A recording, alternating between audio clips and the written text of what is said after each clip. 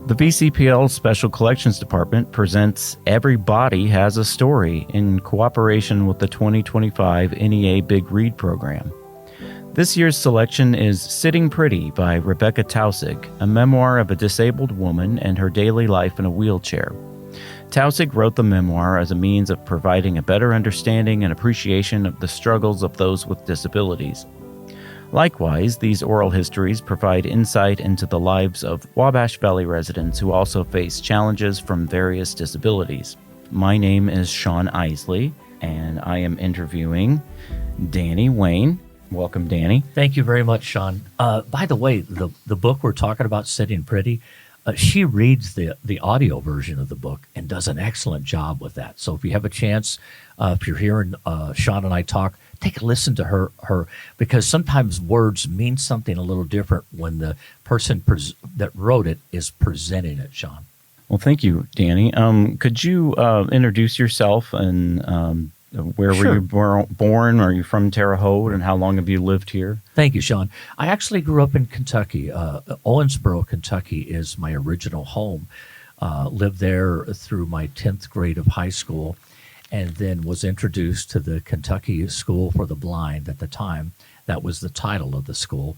Went there 11th and 12th grade in Louisville, Kentucky. Significant transition for a young person. As you know, life changes, and that certainly was a different environment because we lived on campus. It was kind of like college because we had dorms, but then the academic platform was much more accessible. And Sean, I hate to tell you this, but in junior high, they would put me in a room with a tape player, and they would say, okay, we want you to listen to the class lesson like that. Well, Sean, I love music, and occasionally I would switch tapes and be listening to some music, and they would come in and say, hey, you really need to do this. So I missed out on a lot of things through the 10th grade, but then junior and senior year of high school really gave me a lot more confidence. And at the Kentucky School for the Blind, Sean, that was my first introduction to radio. It was a 1-watt radio station on the campus, so they gave me a great exposure. And the two guys I worked with went on and still today have careers in radio. One of them works at one of the major stations in Louisville, Kentucky, WHAS. Joe Elliott is his name, and Joe and I went to college together. I was involved in sports. That gave me a lot of confidence because being in junior high or high school, I couldn't play football or I couldn't play basketball because it just wasn't something. So I ended up doing track and wrestling in high school. I wasn't really the best wrestler. I saw a lot of gymnasium ceilings when I was wrestling the high school students then, so it was a bit of a challenge. Then did some work in radio, ended up moving to Terre Haute in January of 1990. I had been in radio for a number of years, made a lot of people a lot of money. And when I moved to Terre Haute, I began working for radio stations here. Also want to back up for just a second. I said I went to the Kentucky School for the Blind. I am beyond legally blind. Let me help you with the word legally blind. That means, according to Dr. Charles Rutan or any other eye doctor, it's someone who can see something at 20 feet that you, Sean, or someone else might see at 200 feet. Let's say there was a pecan pie on the shelf and you were looking for it and you were 200 feet away. You would see it before I would, so you might get the last pecan pie because when I saw it, I had to be much closer to it. There's a lot of different versions of legally blind. That is where I'm at. I'm beyond that now because I've lost a lot more of my vision. I have slightly more than what's called light perception. In other words, with the room on in here, the lights are on in here, Sean. I can see those, but I can't tell if you're wearing a baseball cap or glasses. And you and I are sitting about 4.5, 5 feet, not even that from each other. So, and sometimes a lot of the challenges growing up, my friends didn't understand, and they didn't know how to play with me when I was in middle school or high school, and I got involved in music and I played in bands. We weren't really great, but we had a lot of fun with it. But interacting with other kids, I wasn't one that was looking forward to driving because I knew I couldn't. I know those kind of things are a challenge. And when I meet young people today, I think of the platforms that they can accomplish with taking just a few minutes to say, yes, a part of my body doesn't work, but I still have something to offer, Sean. Very good. So I guess what we should talk about, and you touched on it a little bit, the concept of ableism. When I was in elementary school and junior high, one of my neighbors, my mom would pay him to walk with me to school to make sure I crossed the streets safely because, before there weren't electric cars and cars made a lot of noise, so I was okay. But still, it's the safety factor. My parents, watched out for me. They, were very cautious about my well-being, and I lived beyond the visual challenges as a young person. And what really helped me a lot, I think, Sean, was when I went to the School for the Blind and met other kids from from other parts of the state of Kentucky. And we traveled. The blind school sports teams did travel, and the cheerleading teams, they traveled as well. So we got a chance to interact with, hey, I'm in Wisconsin, but there's visually impaired individuals in Wisconsin. And I thought that, that just made things broader for me. And enabling people is something that I still do today. I worked with an organization for a number of years helping persons that are sensory challenged or blind or visually impaired, depending on how you'd like to word that. I did that for a number of years, met a lot of interesting people, and they were scared because they had just lost their vision. Some were younger, some are older, and I remember getting a call one day from a family, and their son had just lost all of his vision. They didn't know what happened. And the challenge, he was terrified. He's scared. He wasn't sure how he could even find his way around his house. And Sean, to think back about that for you and I, for you, if I said, Sean, you know your way around your house, of course you do, because you didn't lose one of your senses. So ableism to me is just that. A is the first letter of the alphabet, and that's where you should be at the first, taking care of yourself and finding the best pathway for you to get through. Not everything is going to be handed to us. I worked in radio for a number of years and still do. I went to radio conventions out in San Francisco, California, and I was the only blind person in a room with 2,000 people, and a lot of stars were around. And, when you see the word star, I mean Cyndi Lauper, Tiffany, and people like that. But, I wanted to go out and be a part of that society. So, think about that, being visually impaired back in the 80s and traveling by yourself. I was terrified, but I went and did it because it's something I wanted to do.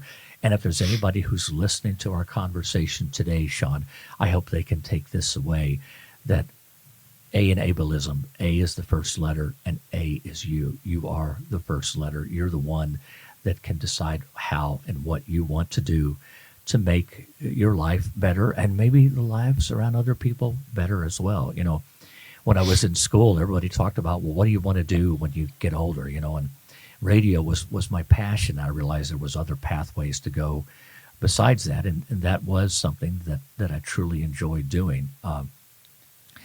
Radio was not friendly and still is not friendly today. There was a time when I was working for a radio station, and I used what is called assistive technology, which were some devices to help me manage my functions at the radio station.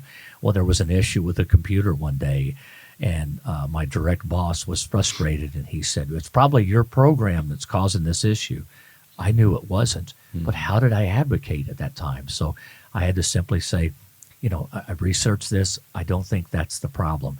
Well, we found out later on that there was a computer issue, and there wasn't enough memory in general for the computer. And, he realized then that, it wasn't necessarily me. So sometimes, how you can get a task done is really important. And how do you reach out and help me in some ways? When I walked into the room, you could have easily took my hand and said, well, Danny, let me put you here, here, here. But you didn't. You gave me the chance to adventure myself, and And I think that's something that young people today, or anybody listening to our conversation, ableism, it's kind of up to you and I. And yes, there is audible signal crossings. Yes, there's technology. Yes, there's resources out there. But how you and I adjust to it and fit to our puzzle of life. Very good. Thank you. Well, you didn't mention it directly, but you talked about, I believe it's the Will Center, right? Is that, Yes. So talk a little bit more about how that Yeah. started. Were there other institutions like that before that inspired you, or was it something that was new, especially to Terre Haute? Well, it actually, and I was the first person hired there besides the lady who was the director at the time, and she was very passionate about helping individuals, and I could see that because I had been through a lot of battles myself, and honestly, high school, college, especially going to college, I went through a lot of struggles there. I didn't have an advocate for me there. And I think what the Wabash Independent Living and Learning Center and Chris Delnat at the time, who launched the program, they gave me a platform to work off of. And that was really important. The organization is still in existence today, and it is a good organization, the Wabash Independent Living and Learning Center. And when I first met these people, I didn't know what it was. I thought people lived at an independent living center, but that's not the case. There are several of those in the state of Indiana, and they are funded by the Family and Social Service Administration, and they provide a variety of services.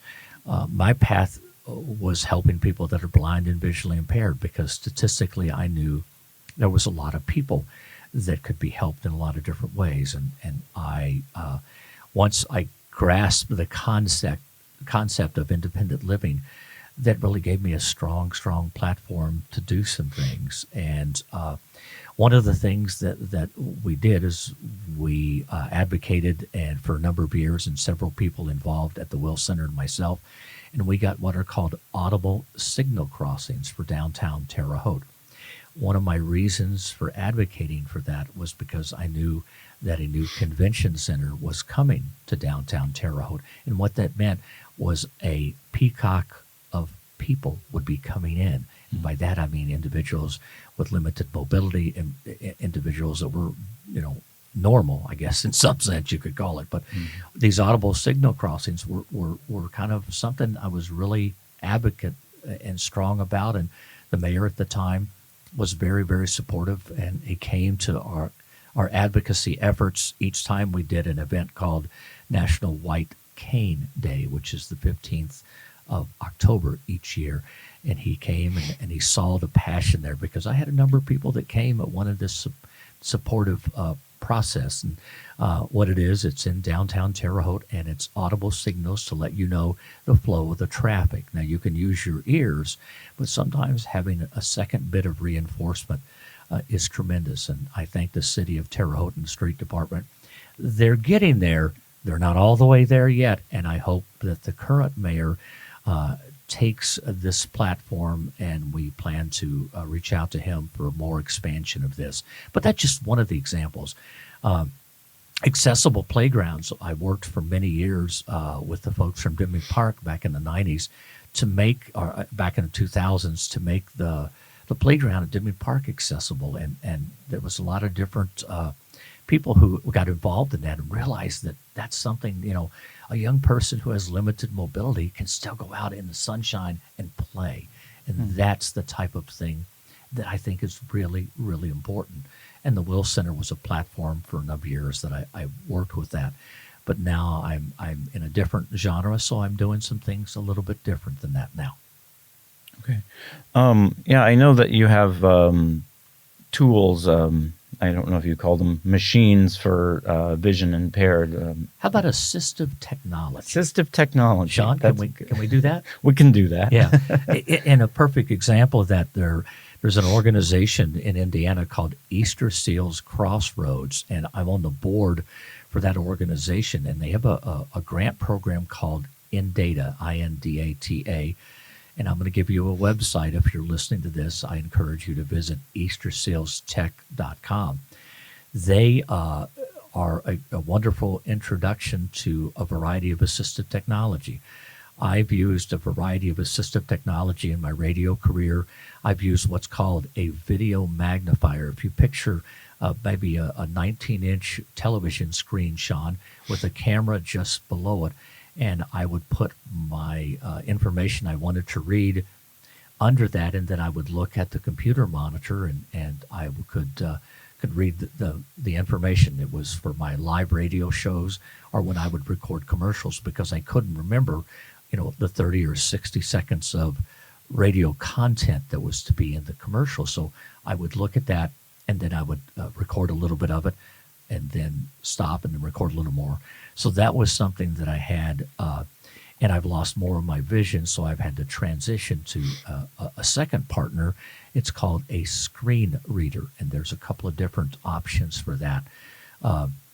Job Access at Work, JAWS, JAWS, is a program that helps individuals like myself, who I can't put my nose up to the computer screen to see it anymore. So this is an audible feedback of what's taking place on the screen, or what activities are going on. It gives me audible feedback, and that has something that has been very helpful to me.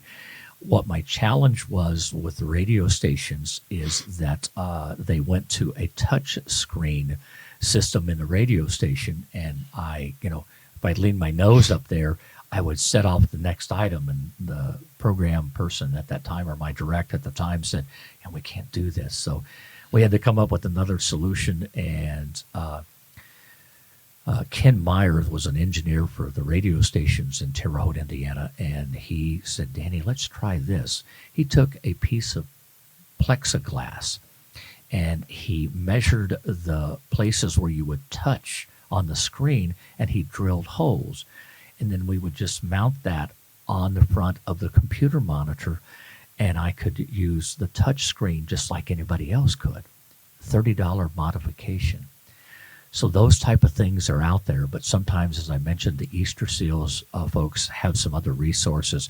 They have a tremendous loan library of items that individuals can take advantage of, because and this statistic has been out there for a number of years. It's less than $500 to make a modification for somebody with a disability on most cases. Somebody who has the use of a wheelchair, there's modification resources available.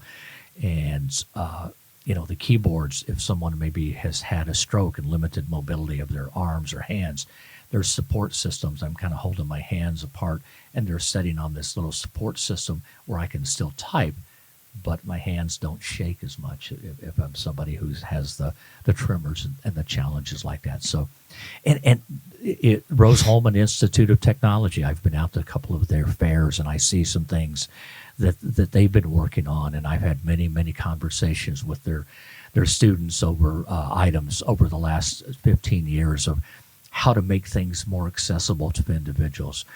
And the word AI, artificial intelligence, is really good in some ways, but that's kind of like the Wild West right now. So we're hoping that Sean, you and other individuals can lasso that, tame it, and bring it down to a variety of functions for those of us with a variety of disabilities.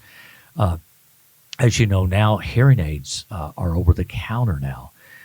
And also there's a pair of glasses for the visually impaired that you can buy. They're about $300, and that's something that before you could spend, Sean, $2,500 on a pair of glasses to help somebody that's visually impaired maybe see their parents' face.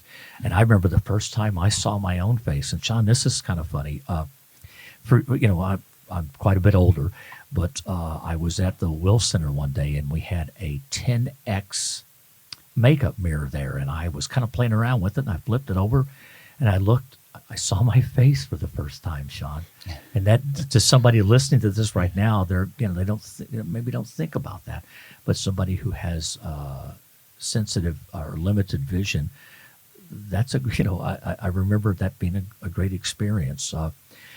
in the Vigo County Public Library, they have movies that are audio described. And I remember I was talking with Bonnie McNair. She and I would talk a lot about that, and we would talk about how that can change for somebody who wants to watch a movie and hear the facial expressions. I mean, I'm standing across from you right now. I can't see your facial expressions, but I'm sure you've got some, and you don't pick that up on radio or on a podcast like this. Right. So, but the interaction is so important, and the dignity that I try to keep for other people, and the dignity that I try to help others that interact with me.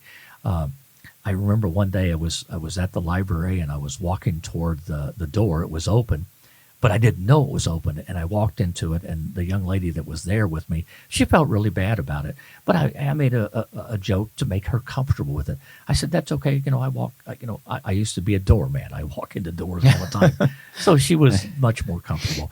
But I think that's something that we don't know how to do, Sean, how to approach these individuals. Ableism, as we went back and talked a few minutes ago, well, there's another half of that.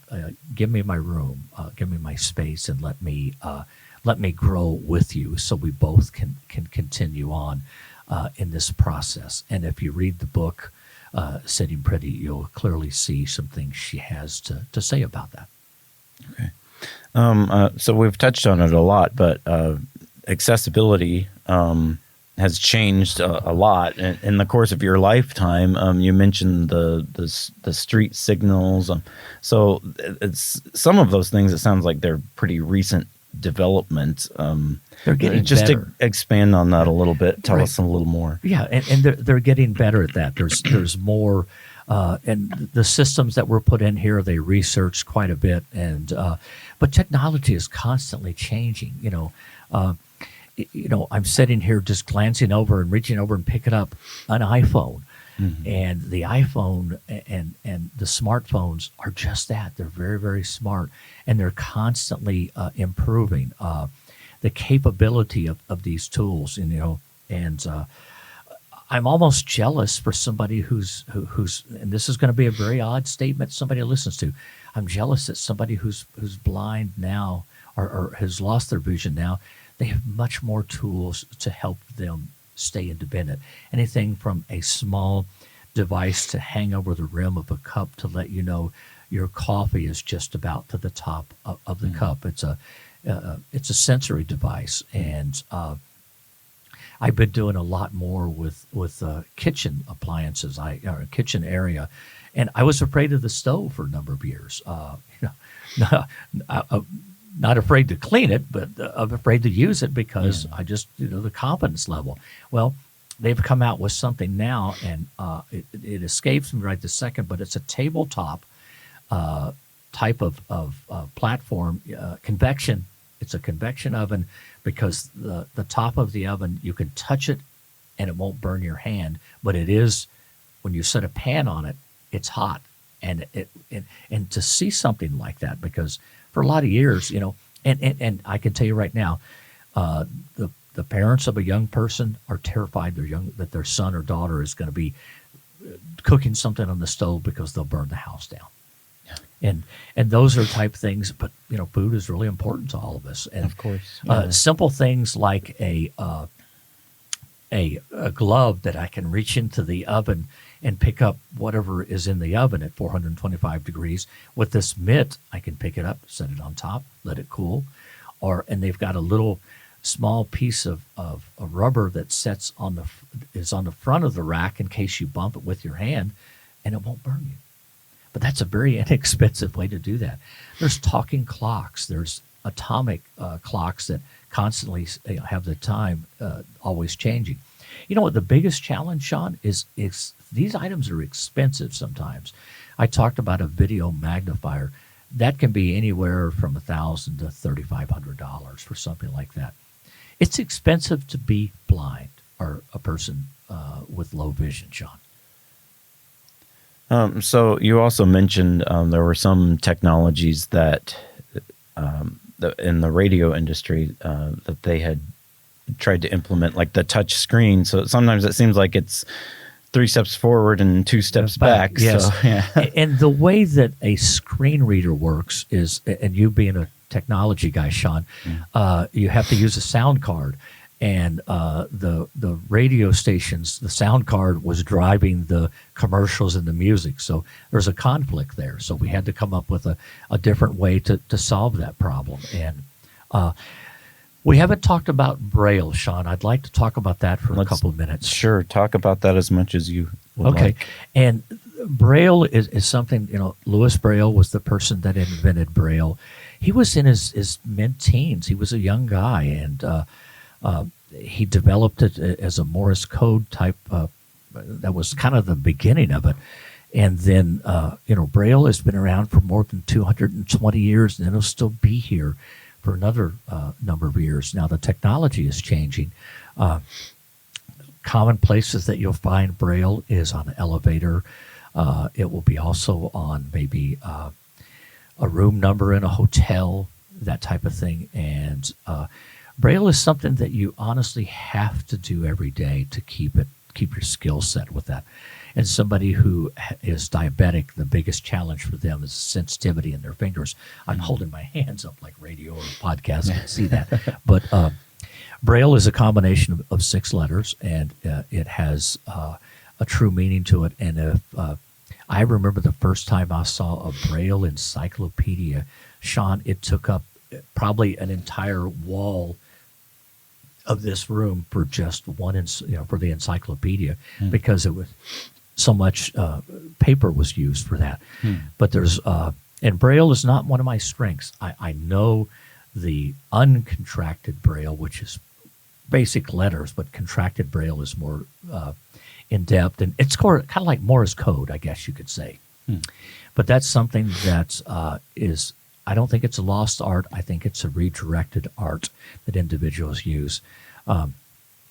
There's electronic Braille displays, and they do work with a Mac computer like the one you've got sitting across from you, or a Windows-based computer. And it is something that is a tool for some people. I didn't learn it in the beginning because I tried to use as much as my sight as I could. But in the last few years, I've had to transition to audible feedback. But I still do a little bit of Braille from time to time just to keep my hands in on it, just to kind of keep, reminding myself that it's out there. And I try to show individuals, when I'm helping individuals learn how to travel safe, I show them the elevator panel so they can get an idea of, when, I don't know if you know this a lot of times, but when you reach a floor and the door opens on the elevator, if you reach out on one side or another, there's going to be a number and then a Braille identification just below that to tell somebody visually impaired they're on the 6th floor. All right, and that elevator process is helpful in navigating somebody because, Sean, you go to a hotel and it's 29 floors. You can't just guess for 28 times because your room is there. But Right. And Braille is something that's used in a lot of different ways. Another thing that I am seeing more and more of is 3D. And the Vigo County Public Library has 3D resources.